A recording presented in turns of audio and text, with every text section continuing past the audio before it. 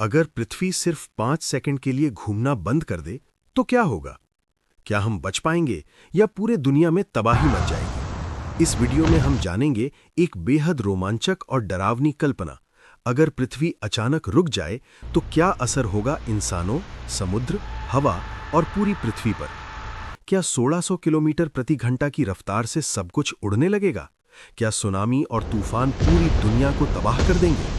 इस वीडियो में आप जानेंगे पृथ्वी की असली घूमने की गति, अचानक रुकने पर क्या होगा, इंसानों और इमारतों पर असर, समुद्र और हवा का खतरनाक रूप, क्या हम बच सकते हैं?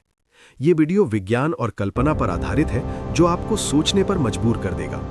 अगर वीडियो पसंद आए तो लाइक करें, बेल आइकॉन दबाएं, सब्सक्राइब करें और अपने दोस्तों के साथ शेयर करें। सुनने में ये किसी साइंस फिक्शन फिल्म का प्लॉट लगता है, सही कहा ना? पर इसके पीछे जो साइंस है वो किसी भी कहानी से कहीं ज्यादा चौंकाने वाला है। तो चलिए इस कल्पना की दुनिया में एक गोता लगाते हैं। सोचिए, सिर्फ 5 सेकंड के लिए हमारी पृथ्वी अपनी धुरी पर घूमना बंद कर दे, क्या होगा? आइए इसके पीछे की फिजिक्स और इसके भयानक नतीजों की परतें खोलते हैं। सबसे पहले तो जरा इस नंबर को देखिए, 1670 किलोमीटर प्रति घंटा। यकीन होता है? ये वो स्पीड है जिस पर हमारी धरती भूमध्य रेखा पर, मतलब इक्वेटर पर घूम रही है।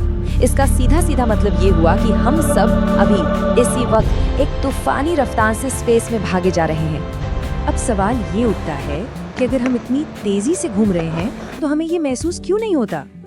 इसका जवाब ना बहुत ही सीधा और सरल है और हमारी रोजमर्रा की जिंदगी से ही जुड़ा हुआ है। वजह यह है कि सिर्फ हम ही नहीं बल्कि हमारे चारों ओर मौजूद हर चीज, हमारे घर, सड़कें, हवा का हर एक कण और समंदर का पानी, सब कुछ पृथ्वी के साथ एक ही स्पीड से घूम रहा है। जब पूरा का पूरा सिस्टम एक साथ चलता है तो हमें गति का एहसास ही नहीं होता। ठीक वैसे ही जैसे एक हवाई जहाज में हमें उसकी 900 किलोमीटर प्रति घंटे की रफ्तार का पता नहीं चलता।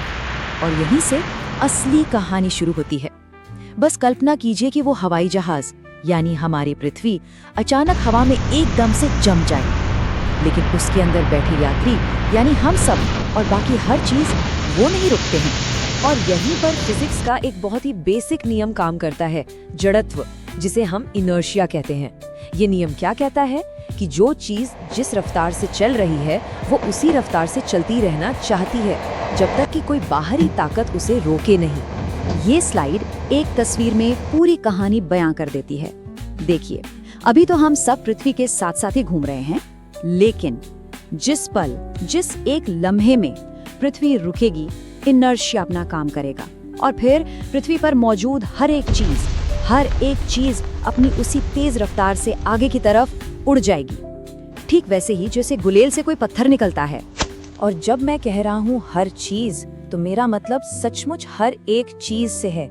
इंसान, गाड़ियाँ, पेड़ और यहाँ तक कि बड़ी इमारतें अपनी नींव से उखड़कर हवा में तैर रही होंगी, और वो विशाल महासागर, वो भी अपनी सीमाओं को तोड़कर आगे बढ़ जाएंगे। और ये कोई मामूली सा झटका नहीं होगा। जमीन पर मौजूद हर चीज लगभग 1000 से 1600 किलोमीटर प्रति घंटे की रफ्तार से आगे फेंकी जाएगी। पता है ये कितनी रफ्तार है?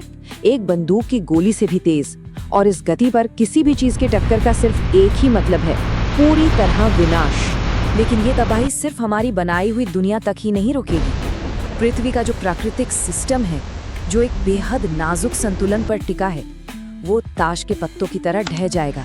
जैसा कि हमने बात की, महासागरों का खरबों टन पानी वो अपनी गति नहीं खोएगा। इसका नतीजा क्या होगा? इतिहास की सबसे भयानक सुनामी। ये लहरें सैकड़ों किलोमीटर अंदर तक जमीन को निगल जाएंगी और कुछ ही मिनटों में पूरे के पूरे महाद्वीपों के तटीय इलाकों को पानी में डुबो देंगी। ठीक इसी तरह हमारा वायुमंडल, हमारी हवा, वो भी तो घूमती रहेगी। पृथ्वी के रुकते ही हवा 1600 किलोमीटर प्रति घंटे से भी ज्यादा की रफ्तार से धरती को रगड़ेगी। ये हवा नहीं बल्कि एक अदृश्य दीवार होगी जो अपने रास्ते में आने वाली हर चीज को धूल में मिला देगी। और ये विनाश यही नहीं थमेगा। पृथ्वी के अचानक रुकने से उसकी बाहरी परत यानी कि क्रस्ट पर इतना जबरदस्त दबाव बनेगा कि धरती खुद अपने ही खिलाफ हो जाएगी। दुनिया भर में बड़े बड़े भूकंप आएंगे और सदियों से शांत पड़े ज्वालामुखी भी फट पड़ेंगे। आसमान में लावा और राख उगलेंगे। तो तस्वीर अब बिल्कुल साफ है। ये एक विनाशकारी चेन रिएक्शन होगा। महासागरों से उठेगी सुनामी, हवा से आएंगे महातूफान और धरती के अंदर से निकलेंगे भूकंप और ज्वालामुखी। एक तबाही दूसरी को जन्म देगी और हमारा ग्रह पूरी तरह तहस नहस हो जाएगा। चलिए अब वापस उन 5 सेकंड पर लौटते हैं। क्या इतने से वक्त में सच में इतना सब कुछ हो सकता है? और क्या इसके बाद कुछ भी बचने की कोई उम्मीद होगी? आपको हैरानी होगी कि इस महाविनाश के बीच एक छोटी सी अच्छी खबर भी है।